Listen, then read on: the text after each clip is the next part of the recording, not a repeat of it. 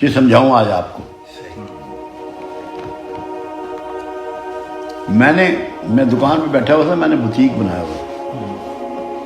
ایک بڈھا آ گیا بات ماننے والا. میں نے لڑکے کو جو دکان کا تھا نا, وہ حافظ قرآن تھا, میں نے کہا 100 روپے دیا.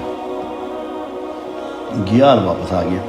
کہنا میں اسے جانتا ہوں, یہ مستحق نہیں ہے, یہ مستحق نہیں ہے. میں نے کہا تو پیسے تو دے آنا پہلے, پھر تجھے بتاتا ہوں. بات یہ ہے فاروقی, اللہ کے رسول کی مسلم اور بخاری کی حدیث ہے,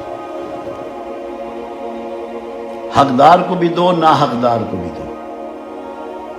حقدار کو بھی دو نا حقدار کو بھی دو.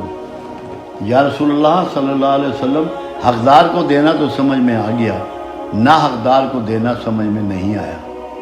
فرمایا اس لیے